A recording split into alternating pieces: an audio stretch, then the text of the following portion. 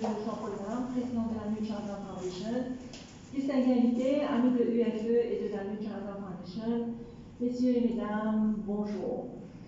L'Union des Français de l'étranger et la New Chinatown Foundation vous souhaitent la bienvenue à notre événement d'aujourd'hui. Le métavers, l'Internet multidimensionnel prend son essor. C'est quoi le métavers? Une recherche rapide sur Google m'indique que le métavers est un univers au-delà du monde physique, un monde virtuel, où vous pouvez créer et explorer avec d'autres personnes qui ne se trouvent pas dans le même espace que vous.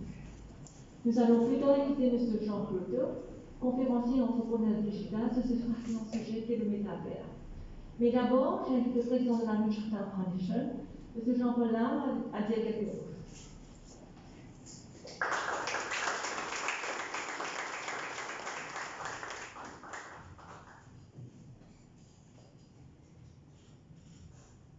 Bonjour tout le monde, M. Lopino, président de l'UFE, M. Jean Claude de France, les amis de l'Union des Français de l'étranger, M. Richard Mahmoud, l'ancien luminaire de Bordeaux, les membres exécutifs de la New Chinatown Foundation, les amis de la presse, bon après-midi.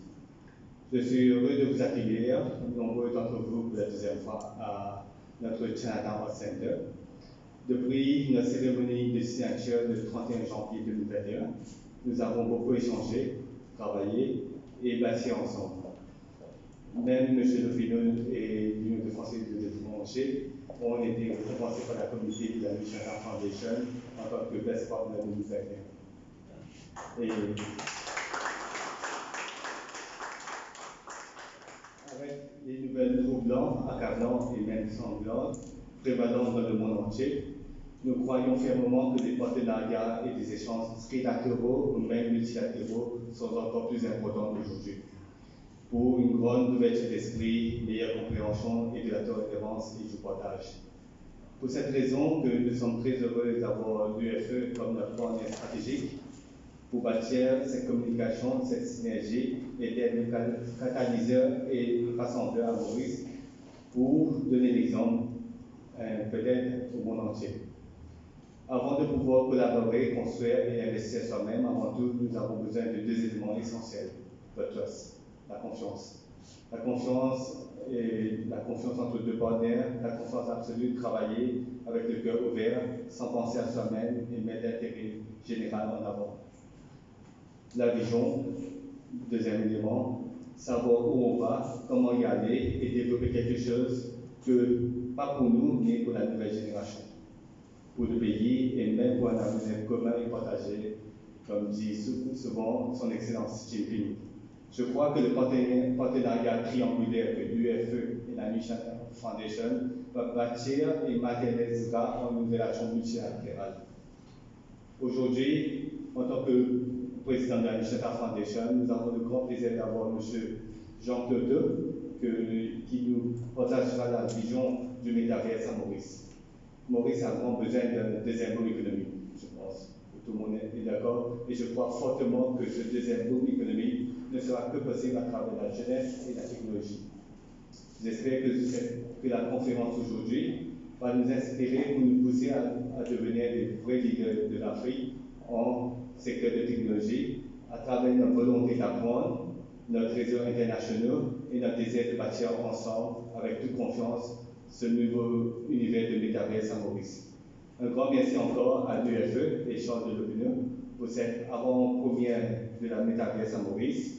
Et je suis persuadé que nous pouvons ensemble, ce projet avant-garde, bâtir un grand avenir de demain. Merci beaucoup.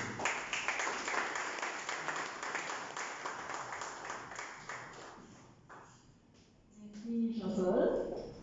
Au tour maintenant du président de l'UFE, M. Charles de Lopino, de nous adresser quelques mots avant d'introduire et passer la parole à M. Claude.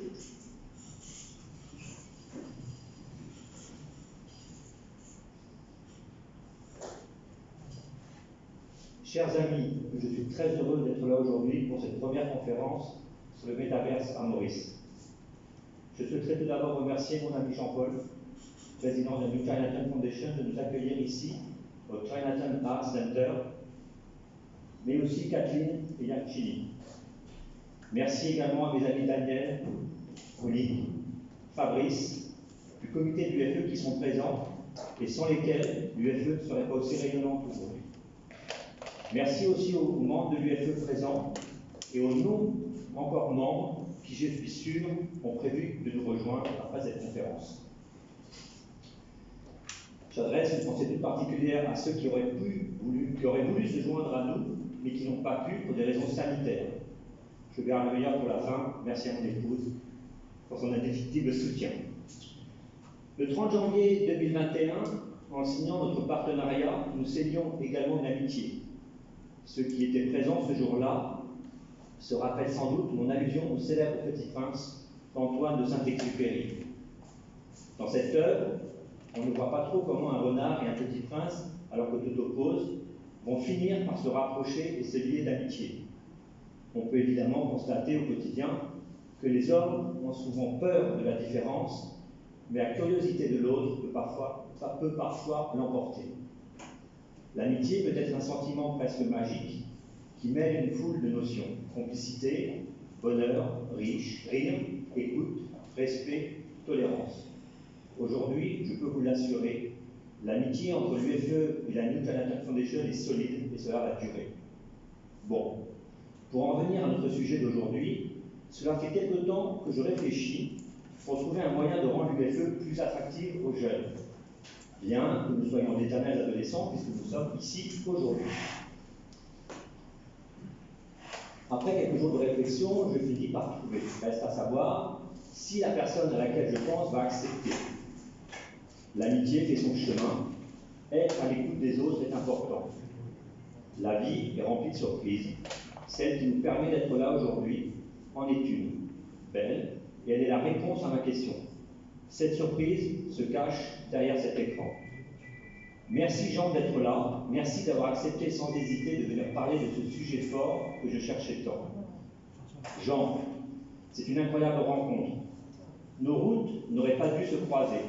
Venezuela, île Maurice, c'est la France qui nous a permis de nous rencontrer il y a quelques mois de cela sur un projet commun. Mais Trinidad est peut-être une raison aussi, n'est-ce pas Jean? Qui est Jean-Claude? Qui est Jean? Jean a grandi dans la forêt amazonienne, d'Uiparula, grande savana. Excuse-moi pour la prononciation. Mère indienne d'origine vénézuélienne, père français, marié et père de 3 enfants, diplômé de l'Université de Paris X et de la Sorbonne, 20 ans de carrière chez L'Oréal en tant que directeur marketing et commercial France, directeur général Europe de l'Est et Moyen-Orient, PDG de L'Oréal Venezuela de 2011-2016 pour l'Amérique du Sud, écrivain, auteur, lauréat de la Fondation Ushuaïa sur le projet d'écologie de 1992, conseiller Capstone projet BMI, Université Louvain, mentor à l'Université de Gênes, ambassadeur de l'Union Avatar LinkedIn Realities à Barcelone, fondateur Luigi, application et réseau social mondial basé au Royaume-Uni. Merci Jean d'avoir accepté d'être là aujourd'hui pour nous parler de métaverse. Avant de te laisser la parole, j'aimerais ajouter une dernière chose pour lancer le sujet. Internet nous a progressivement permis d'accroître notre présence. Un groupe de familles d'amis sur WhatsApp nous permet de sentir les autres proches 24 heures sur 24.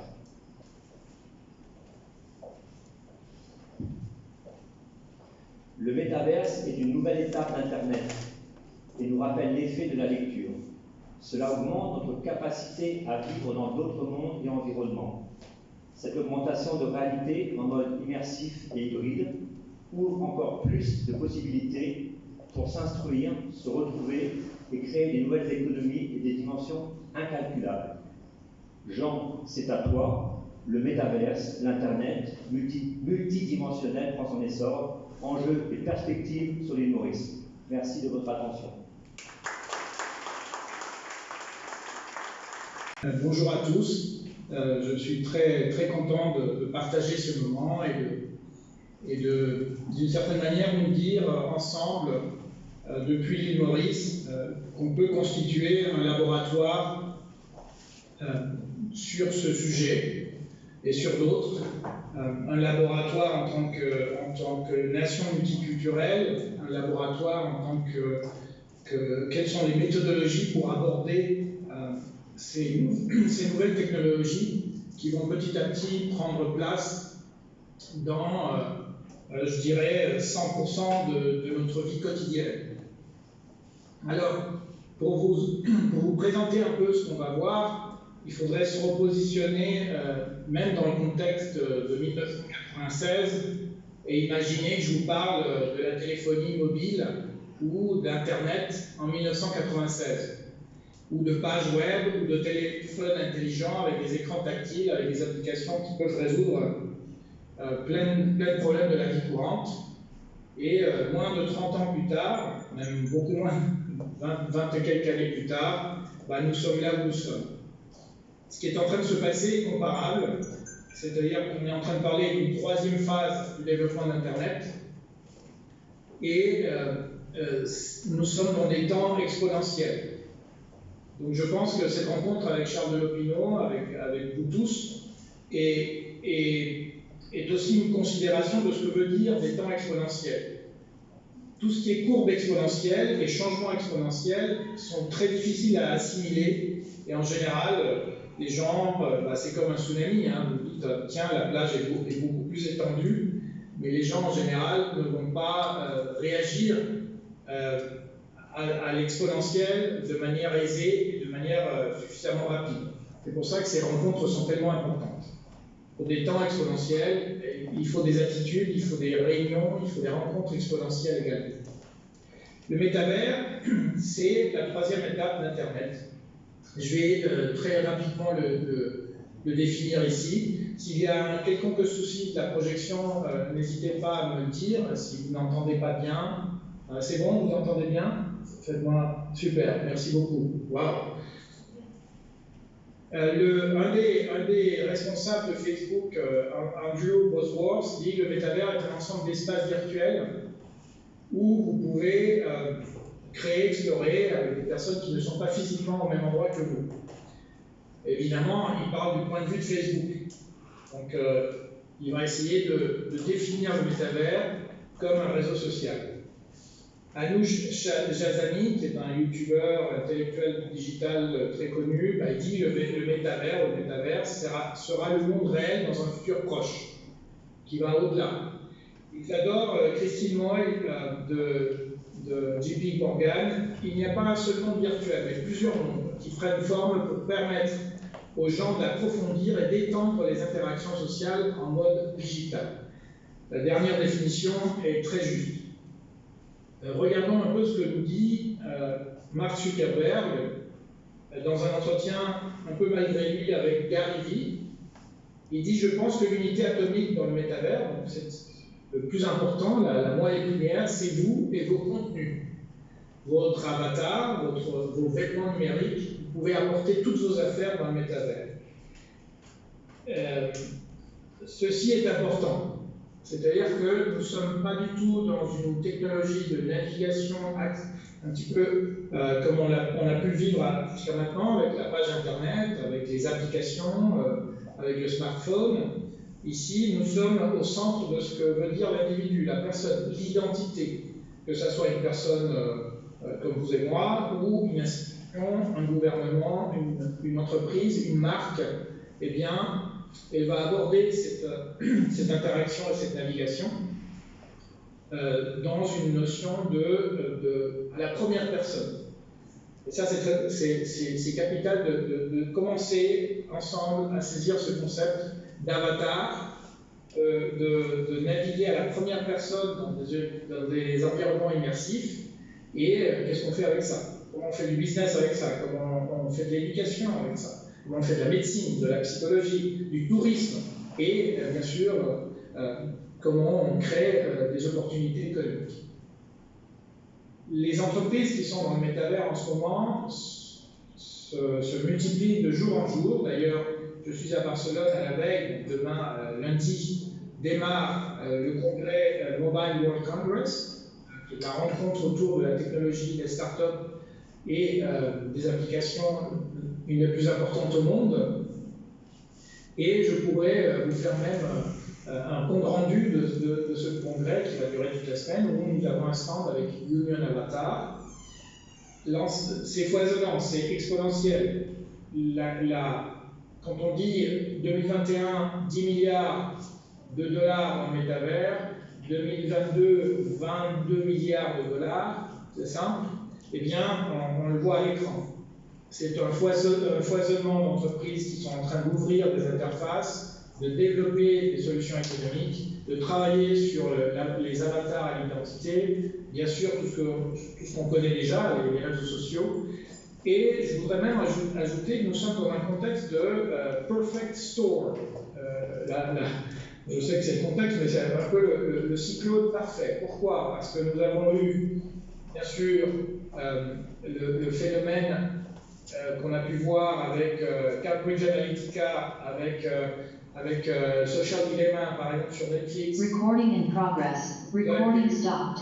Vous avez pu voir que les utilisateurs du monde entier Recording in progress. à prendre conscience que les données vous appartiennent, vos données sont votre propriété. Et ça, c'est très important parce que Facebook a un grand souci. De la même manière que Marlboro pouvait avoir des problèmes en 1980 et 90 parce que les gens commençaient à attaquer Marlboro parce qu'ils avaient un cancer du poumon, de la même manière, Facebook fait face à de multiples requêtes des utilisateurs sur l'argent que Facebook peut devoir aux utilisateurs en utilisant leurs données pour des recettes publicitaires. Donc Facebook change de nom et va s'appeler Meta. Ensuite, nous avons une pandémie où les gens apprennent à travailler, beaucoup de gens, une grande partie de la population active, apprend à travailler avec Zoom, entre autres, à distance, avec Microsoft Teams, avec Google Meet, et on comprend qu'on peut tout à fait être productif, et comme c'est très lieu en ce moment, et pouvoir justement être actif à distance. Donc on utilise les moyens qu'on a en 2020-2021, et on comprend que Internet est beaucoup plus important que ce qu'on pensait. Ce n'était pas simplement une page Internet, une page web ou une application, c'était aussi un environnement de travail professionnel. Autre élément de cette tourmente de Perfect Storm, évidemment la 5G qui va accélérer la technologie de connectivité. Donc ça nous permet d'envoyer beaucoup plus de données pour créer des environnements immersifs. Et je dirais même que le dernier événement, c'est l'accélération justement de la blockchain, des économies qui peuvent surgir grâce à la technologie blockchain, donc bien sûr les crypto-monnaies, mais aussi les NFT, donc les tokens non-fungible, qui vous permettent de commencer à penser à Internet comme un endroit où on peut être propriétaire, où on peut posséder des choses, où on peut vendre des choses. Donc, des protocoles de la finance décentralisée, c'est la tourmente parfaite pour créer un environnement où on peut parler même de metaverse economy, et cela est fondamental. Vous savez qu'en général, les grands changements dans l'humanité dépendent énormément de l'économie, que ce soit des événements révolutionnaires ou c'est l'économie qui opère le grand changement, ce n'est pas la technologie. Et donc, on est dans un moment important puisque l'économie devient praticable dans des environnements immersifs, dans un Internet 3.0. Et ça, c'est un des sujets les plus intéressants pour comprendre ce qui se passe. Un petit peu avant ce hype du Metaverse, Decentraland, par exemple, ce que vous voyez à gauche, ce sont des petites parcelles, il y en a 90 000. Eh bien, Decentraland, c'est un univers totalement décentralisé qui appartient aux utilisateurs. Et en moyenne, là on est à Chicago par exemple, et donc dans ce jeu qui est totalement propriété des utilisateurs, les utilisateurs votent pour prendre des décisions qui concernent cet univers qui s'appelle Decentraland. Et donc les chiffres sont assez impressionnants. On est dans un prix moyen de presque 30 000 $ pour une parcelle, sur 6 700 propriétaires, et de plus en plus difficile d'obtenir un terrain dans cet univers. des grandes marques achètent des terrains dans des Centraland. L'île de Barbade, c'est un bon exemple pour nous. L'île de Barbados a acheté des terrains et a même ouvert son ambassade dans des Centraland. Les Centraland est un des univers ou un des métavers sur lesquels aujourd'hui on peut évoluer dans ce nouvel Internet. De Sandbox, qui est un peu la concurrence des Centraland, c'est aussi un univers. Comme vous le voyez sur la gauche, on peut acheter des parcelles, louer des parcelles, construire sa maison, etc., etc. Alors vous allez me dire, ce qu'on se dit tous, la question qu'on se pose tous, c'est pourquoi j'achèterais ou j'investirais. Pourquoi investir dans quelque chose que je ne peux pas toucher, ni voir, voir oui, mais c'est pas dans le monde concret, entre guillemets. De la même manière que si vous voulez spéculer sur un bien immobilier à New York ou à Tokyo, eh bien, peut-être vous n'allez jamais aller voir ce bien immobilier. Donc, le fait que quelque chose existe quelque part et que cette information soit fiable et que je puisse monétiser, posséder, vendre et acheter et vendre cette chose, ce terrain, ou cette construction, ou cet ensemble d'actifs non tangibles, entre guillemets, eh bien, grâce à la blockchain, ça devient totalement tangible, on peut certifier cet élément et on peut le sécuriser, donc il devient économiquement viable. L'évolution des communautés sur Internet, ça c'est un élément important. Internet 1.0, nous étions sur Netscape, on se connectait, on était en ligne. 2.0, Facebook, eh bien, nous sommes connectés à des communautés en ligne, c'est un peu l'étape actuelle. Et l'étape 3, des Centraland, par exemple, l'exemple des Centraland que vous avez vu, eh bien, nous sommes dans un monde virtuel qui appartient à la communauté. Donc ça, c'est intéressant quand on parle, par exemple, de la communauté de Maurice. Donc on parle de communautés qui vont se saisir de leur destinée digitale et donc on est vraiment dans un environnement totalement nouveau où la notion de propriété devient pertinente. Internet, ça marche un peu comme un oignon. Donc, le 1.0 est toujours là, on a toujours des navigateurs, que ce soit Chrome ou Safari. Le 2.0, bah, on aura toujours des applications mobiles, on aura toujours des souscriptions, des abonnements, des plateformes de streaming, etc. Et le 3.0, dans lequel on est maintenant, on est sur la réalité augmentée, on est sur le métavers, on est sur une web décentralisée. Et j'attache beaucoup d'importance au terme que vous allez voir là, c'est la privacité, l'anonymité, l'intimité. On va rechercher des espaces comme cette conférence privés. On va chercher des moments entre nous.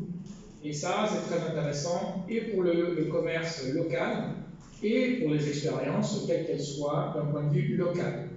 Donc nous sommes dans des environnements qui recherchent le respect de l'autre. On cherche, les initiatives se font sur l'autocontrôle, le contrôle partagé. Et là, ce sont des notions nouvelles et très intéressantes par rapport à l'Internet 2.0, où, par exemple, on commémorait il y a peu de temps ce triste événement de la décapitation d'un professeur en France, et c'est un événement qui était totalement prévisible et qui a été annoncé sur Twitter. Donc, c'est ce type de choses, eh bien, un petit peu la mentalité de ce Web 3.0, c'est d'éviter ça, d'arriver avec plus de régulation, avec plus de normes, et surtout des normes de la communauté. Ça, c'est très, très intéressant et important pour le développement d'une humanité peut-être meilleure. Et je finis cette phase de ma présentation, à nouveau, pour essayer de bien éclaircir ces trois grands moments d'Internet. Internet 1.0, bah, on lisait du texte statique, c'était tenu par des entreprises. On utilisait un ordinateur personnel et on était plutôt décentralisé, donc chacun faisait sa web dans son coin. Donc, vous vous souvenez de la première bulle Internet. 2.0, on peut lire et écrire, donc les blogs, etc. Nous sommes dans du contenu interactif, dans des plateformes comme Google, Facebook.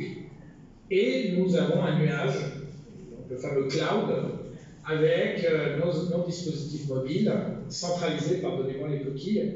Et donc on revient vraiment à une notion de hypercentralisation. Et 3.0, eh bien on va lire, écrire et posséder dans des économies virtuelles, en réseau, avec le cloud et la blockchain, et on repasse en mode totalement décentralisé, c'est-à-dire que, et même plus intéressant que décentralisé, on passe en mode distributif, c'est-à-dire par exemple la communauté, le centre que constitue Maurice, avec toute sa diversité que vous représentez si bien, eh bien va prendre des décisions propres en tant que économie, en tant que société, même en tant que politique. Tout change avec ces économies virtuelles, et je dirais même ces planètes virtuelles dans lesquelles on va petit à petit évoluer. Donc les révolutions technologiques résultent en général de la fusion de deux technologies préexistantes. Donc, par exemple, le smartphone dont on parlait, c'est le téléphone mobile. C'est pour ça que tout ce que je vous montre aujourd'hui, c'est comme le téléphone de gauche. On est vraiment encore à cette étape-là. Soyez pas déçus, puisqu'après, ça devient le téléphone de droite. Donc, on est sur la téléphonie mobile plus Internet, ça vous fait un smartphone.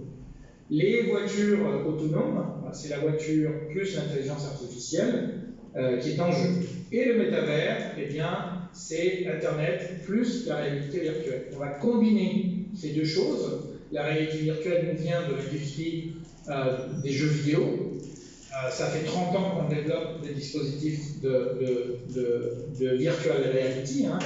HP les utilisait déjà pour les ingénieurs dans la construction automobile. Et donc on a déjà 30 ans de réalité virtuelle avec une industrie du jeu vidéo qui est beaucoup plus grande que toute la musique et tout le cinéma combinés. Et Internet, comme je vous l'ai partagé plus tôt, qui devient plus rapide, plus efficace, et grâce à la blockchain, peut devenir décentralisé à nouveau, avec des économies, et avec surtout la certification que ce qu'on dit qui est vrai est vraiment vrai. C'est un peu le cœur de la blockchain. On est dans des environnements, là je vais acheter un morceau de ciel, donc c'est Michael Potts, un designer sur le métavers qui me vend du ciel, donc j'achète du ciel pour mes espaces. Je suis dans une vraie réunion. Alors vous allez dire, oui, mais il n'y a pas les jambes, ou les bras bougent bizarrement. Nous sommes en 1996, donc ce 2022, voyez-le comme si vous étiez en 1996, dans une réunion. Et sur la droite, vous voyez mon espace personnel, où petit à petit, j'ai tous les livres qui sont importants pour moi, des photos de famille, des endroits où je partage des conférences, des documents PDF. J'ai l'ensemble des choses qui sont importantes pour moi pour travailler, mes collaborateurs, dans leurs avatars. Là, ici, par exemple, je donne des cours, etc. Donc, on est vraiment dans un Internet totalement immersif qui vous permet de faire des choses de la vie courante. Et ça, c'est assez impressionnant. Donc, un univers virtuel dans lequel vous pouvez vous immerger pleinement. Sur la gauche, j'ai mon ordinateur. Même si je suis absorbé par Internet, je peux lever la tête et sortir de la navigation. Sur la droite, eh bien, je suis en immersion. D'ailleurs, on va bientôt aller dans cet espace. Je lève la tête, je tourne la tête, je regarde par terre, je regarde à droite et à gauche. Eh bien, je suis toujours dans Internet. Donc ça, c'est quand même nouveau. Ce que vous êtes en train de voir. Pourquoi? Parce que là, j'ai accès à tous mes documents. J'ai surtout accès à des rencontres. Et ce qui est beaucoup plus intéressant, c'est que mes interactions sont 100% valides, puisque je n'ai pas de distraction autre que l'interaction. C'est-à-dire que si vous êtes avec moi dans cet espace, eh bien on va discuter, on va échanger des documents, des objets, on va travailler, on va rire, on va écouter de la musique, voir un film, etc. Et nous sommes au même endroit, dans une unité de temps et d'espace. Et c'est quelque chose que je vais répéter souvent dans cette présentation. On revient à une interaction de qualité, on revient à faire des affaires en présence totale avec la technologie de 2022. C'est-à-dire que mon avatar, que je suis en train de conduire d'une certaine manière en ce moment devant vous, devient mon outil de travail, devient mon cloud, devient le complément aussi de tous les éléments. Donc le métavers, c'est Internet libéré de sa frontière ultime, l'écran. Donc ça a des conséquences gigantissimes dans l'industrie, dans la production de biens de consommation, dans l'électronique, dans la perception qu'on peut avoir des choses dont on a besoin pour être chez soi. Donc on n'a plus l'écran. Là par exemple, tiens, je vais regarder l'UFE, donc je peux déplacer à ma guise mon navigateur dans mon univers de travail. Donc, là je suis dans une des maisons que j'aime occuper. Donc là on est vraiment dans un des environnements, en l'occurrence que fait Facebook. Et je peux naviguer non seulement dans une page internet, mais aussi dans toutes les applications dont j'ai besoin. Donc en fait, je n'ai plus besoin de mon iPhone, je n'ai plus besoin de téléviseur. Alors si ça, vous commencez à y réfléchir de manière hybride, avec des dispositifs comme on est en train de le faire, Pico, qui est une entreprise chinoise basée à Barcelone, Pico développe, comme Oculus Quest, des dispositifs pour la réalité hybride. Vous êtes en train de voir ça, mais vous êtes chez vous, dans votre vrai chez vous. Donc on n'est pas que dans une immersion qui vous isole de votre environnement, disons, biologique ou réel, si vous voulez l'appeler comme ça, même si ça c'est très réel, mais on va passer de petit à petit dans des dispositifs qui vont nous permettre de travailler sur le process de cuisine, d'assister à un cours, d'analyser une turbine entre bons ingénieurs. Donc on est vraiment dans la saisie des choses. Sachez que quand vous êtes dans cette navigation, vous pouvez vous déplacer physiquement si vous avez scanné l'espace dans lequel vous évoluez. Donc vous êtes dans des espaces réels. Vous pouvez scanner des objets et les ramener dans le métavers de manière à augmenter disons l'interaction que vous voulez avoir. Vous pouvez travailler sur des objets réels plus des éléments du métavers qui vont nous permettre, par exemple, techniquement de réparer quelque chose, même si vous ne savez pas le réparer, parce que au lieu de regarder une vidéo YouTube, vous allez être en immersion et travailler. Cela est opérationnel, c'est-à-dire que dans le commerce, vous allez avoir vos Oculus Quest, vos Pico, vos Unreal et d'autres. Vous pouvez être déjà opérationnel dans ces environnements. Tout ce que je vous montre est opérationnel et je l'utilise tous les jours. Ma présentation n'est pas science-fiction, c'est vraiment de la présentation réelle sur des outils que j'utilise tous les jours. Donc, voilà un des autres environnements, ça c'est Rendever, qui travaille dans des centres pour aider les personnes âgées à récupérer des éléments de leur mémoire, à récupérer des sensations. Là, je suis dans une maison, en l'occurrence c'est ma maison. Je peux changer l'environnement dans lequel la maison est. Je peux aller à Chicago, je peux mettre des photos de famille, regarder des films, lire des livres. C'est un environnement extrêmement impressionnant. Il n'y a pas d'autre mot pour vous définir ce que c'est. Donc, comme vous voyez sur la droite, imaginez, alors vous allez me dire, oui, mais moi j'aime bien faire le voyage si je suis touriste. Oui, bien sûr, mais prenons en compte les gens qui ne peuvent pas voyager aujourd'hui. Prenons en compte les gens qui ont par exemple des handicaps et qui ne peuvent pas se déplacer de la même manière, ou qui simplement, économiquement, ne peuvent plus faire des grands déplacements comme avant la pandémie. Et bien aujourd'hui, ils peuvent faire du sport, lire des livres, écouter une conférence, tout ça dans le même environnement. Donc le métavers, c'est comme, disons, un environnement totalement vierge. C'est un continent nouveau qui s'ouvre à nous, avec des possibilités absolument infinies. Là, vous avez encore une fois d'autres environnements dans lesquels vous pouvez vous déplacer. Tout cela est opérationnel. Je répète, ce n'est pas de la science-fiction. Vous pouvez, c'est déjà, si vous codez sur Unity, vous allez voir que c'est natif à Unity. Vous avez de la gravité. Vous pouvez saisir des objets, travailler. Donc, imaginez le tourisme de cette manière-là. Pensez à d'autres expériences. La médecine, tout ce qu'on peut faire avec ça pour guider nos gestes et augmenter nos possibilités au quotidien. Donc c'est vraiment important et ça a des conséquences évidemment sur l'ensemble de comment on va développer nos économies. Comme on est dans un raisonnement décentralisé, eh bien, une agence de voyage dans le métavers va pouvoir offrir des expériences absolument impressionnantes à ses clients. Depuis n'importe quel endroit du monde, vous allez pouvoir réunir des touristes de partout sur Terre. Et si vous combinez ça avec des expériences hybrides, eh bien, ça commence à être très intéressant, puisque vous allez mélanger des expériences, des lieux, dans des interfaces différentes. Le dernier point sur cette partie de la présentation, c'est l'avatar. Alors, l'avatar, c'est vous, mais en beaucoup plus. C'est vous, comme aujourd'hui on peut considérer un iPhone ou un téléphone Samsung.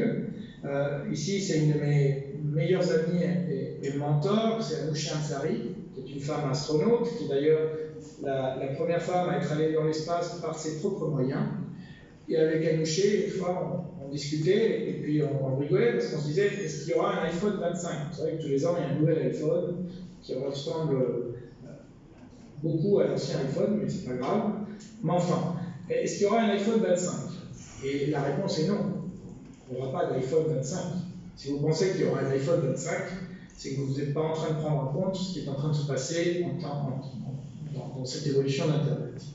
Donc, l'Internet 2.0, déjà, pour tous ceux qui sont sceptiques et qui disent « mais je ne vais pas passer ma vie avec ça sur la tête », et je vous le montrerai tout à l'heure, déjà, vous passez votre vie avec ça dans les mains, plus de 8 heures par jour sur le téléphone mobile, à faire des belles vidéos sur TikTok, avec des interactions extrêmement faibles. Donc, on est déjà là-dedans. Le point, c'est, est-ce qu'il y aura un iPhone 25? La réponse est non. On va passer dans des environnements où c'est l'avatar qui va remplacer ce dispositif. Donc là, j'étais en réunion avec Charles Delopino, sur la droite, et vous voyez bien que l'avatar, c'est beaucoup plus que l'iPhone, puisque vous devenez l'iPhone.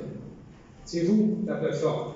Vous êtes au centre de la navigation, et vous pouvez être totalement en charge des documents que vous voulez partager, des interactions que vous voulez avoir, des navigations, des recherches, de tout ce que vous faites déjà aujourd'hui avec des applications.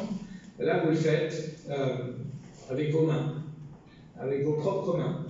En 2022, en 2030, vous le ferez avec d'autres choses. Mais là, je vous parle de choses opérationnelles. Et je vous présente sur la droite, évidemment, comment on travaille, comment on évolue dans un environnement immersif. Et donc, on se retrouve très vite avec la même aisance que celle qu'on peut avoir avec des applications dans un téléphone mobile. Alors imaginez les conséquences que cela a, par exemple, sur l'éducation. Vous raccourcissez les temps d'apprentissage, parce que vous apprenez en faisant, vous apprenez en y étant. Ça a des conséquences évidemment sur l'économie, puisque vous pouvez faire des choses, tout ce que vous voyez et que je vous montre, et à coût zéro. C'est-à-dire qu'une fois que vous avez acheté, en l'occurrence, des Oculus Quest, vous pouvez le faire aussi dans votre ordinateur ou dans votre téléphone, vous pouvez aller aussi dans le métavers, et bien cela est gratuit. Et donc on est vraiment dans une approche où l'utilisateur a une totale liberté d'agir et de créer. L'avatar, c'est un outil de travail. Pourquoi? Parce qu'il vous permet de manipuler votre environnement, il vous permet d'amener des documents, des objets en 3 dimensions ou des documents de manière infinie. Je vous en ferai une démonstration. Mais l'avatar va évoluer dans les années à venir. Alors ce qui est intéressant, c'est que cet avatar, c'est vous, mais c'est vous en beaucoup mieux. Par exemple, si vous avez 77 ans et que c'est une jeune femme de 77 ans, et comme ma maman est théologienne à la Sorbonne, et qu'elle en a marre qu'on veuille la mettre à la retraite parce qu'elle a 77 ans, eh bien, elle peut très bien décider, et c'est ce qui est en train de se passer, la pandémie nous l'a bien démontré, l'âge disparaît. Les générations ne sont plus quelque chose de pertinent. On ne sait plus quel âge vous avez. On sait quelle est l'expérience que vous avez, quelles sont les connaissances, quelle est la disposition que vous avez à aider les autres ou à apporter un service ou à ce que vous voulez, en tant que professionnel, en tant que personne. Mais on n'a plus cette barrière de l'âge, ce qui permet à ce qu'on appelle les nomades de la connaissance, les nomades, de revenir vers l'économie, puisque l'économie avait cette tendance à chercher des salaires plus bas et donc à exclure les plus anciens, ceux qui ont plus d'expérience. Et bien maintenant, et Zoom nous l'a bien démontré pendant la pandémie, petit à petit, le critère d'âge disparaît. Donc si vous avez 77 ans, vous pouvez très bien avoir votre avatar à l'âge de votre choix. Si vous avez 30 ans et que vous voulez ressembler à ce monsieur, vous pouvez aussi le faire. Donc l'âge disparaît dans les deux sens. Si vous voulez augmenter votre efficacité, évidemment dans une interaction, pour être totalement réaliste par rapport à votre âge actuel, ou jouer sur cela. Ce que je vous présente, eh bien, c'est l'importance de revenir à des raisonnements de face à face, de relations qu'on avait un peu perdues dans l'Internet 2.0.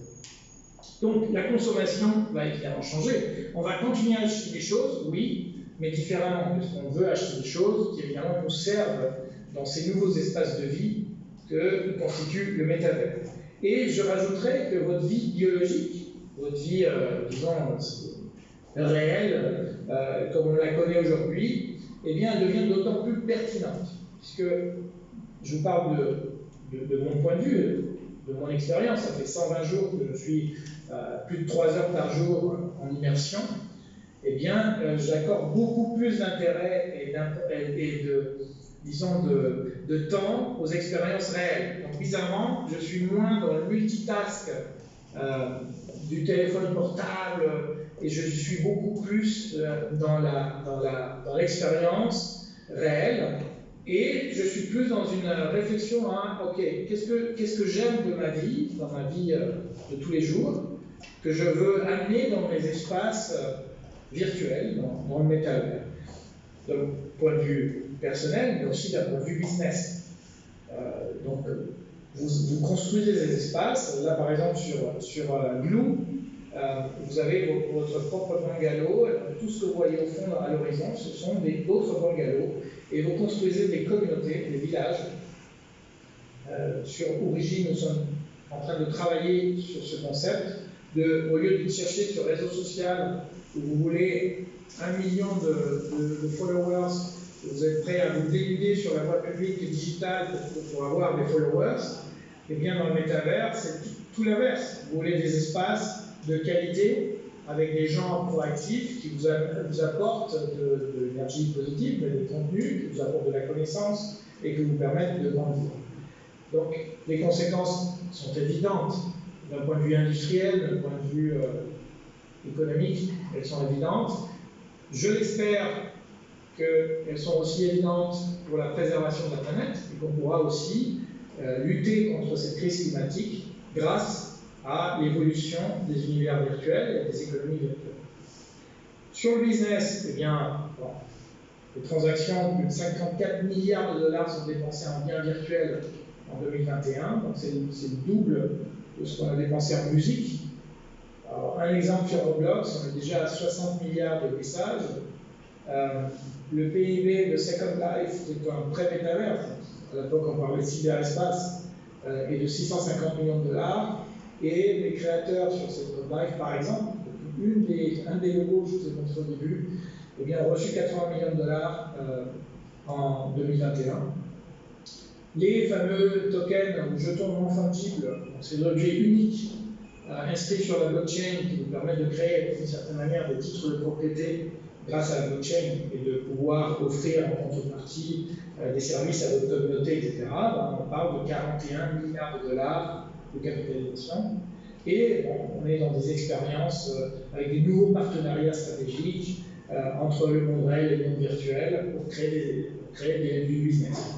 Donc ça bouge, et ça bouge très vite. Ce que je vous dis aujourd'hui, eh bien, ça sera encore plus fort la semaine prochaine. On parle de semaine en semaine. Sur la droite, nous sommes dans un vrai bar, café, où on rencontre des vrais gens. Là, en l'occurrence, c'est une réunion de Russes et d'Ukrainiens qui, en fait, avant la guerre, mais qui étaient en réunion, en train de partager. Ce sont des designers donc il y a beaucoup d'entreprises binationales, et ils étaient en réunion, ils m'ont invité, et ils étaient en train de faire des expériences, parce que ce que vous achetez là, pouvez le recevoir sur votre livraison à domicile. Vous achetez des objets, vous arrivez à des deals dans ce bar, et tout a une répercussion dans l'économie réelle. Mais bien évidemment, acheter quelque chose que vous pouvez pré-toucher, pré-manipuler, que vous pouvez analyser de manière beaucoup plus immersive. Comme sur la gauche, on est dans une présentation de projet d'architecture. Et bien, au milieu, on a la maquette, et nous sommes dans la maquette. C'est-à-dire qu'on joue sur les effets d'échelle. Ça c'était une réunion d'architectes sur des projets d'archi. Donc à chaque projet, vous alliez dans la maquette et vous rentriez dans la maquette et vous étiez dans l'environnement de manière totalement immersive. Donc oui, on peut créer des expériences augmentées. Oui, on peut faire du business. Oui, on peut augmenter de la manière que je pourrais vous expliquer l'importance d'avoir une page internet dans les années 2000 et que vous me dites ouais mais quel est l'intérêt d'avoir une page internet? J'ai déjà mon business, je fais de la pub dans les magazines. On vous dit non, mais une page internet, ça vous permet d'aller beaucoup plus loin dans la visibilité de votre business. De la même manière qu'aujourd'hui on parle de e-commerce, eh bien le métavers c'est la prochaine étape. C'est-à-dire que dans quelques mois, il sera impossible d'être efficace sans avoir son propre magasin, son propre hôtel, son restaurant, son cabinet de consultant, son cabinet de coaching, de psychologie ou de médecine dans le métavers, parce que vous avez besoin justement d'offrir à vos clients, d'offrir aux gens avec lesquels vous interagissez des environnements immersifs. Pareil pour la partie personnelle, des familles, parce qu'aujourd'hui on parle d'un groupe WhatsApp, votre groupe WhatsApp, vous l'avez devant les yeux, ce serait vraiment dans cette maison familiale, mondiale, universelle, où chacun peut venir se connecter, laisser des photos, laisser des objets, et la famille peut y participer pour tous les événements de la famille, en parlant de la famille comme un groupe, une communauté.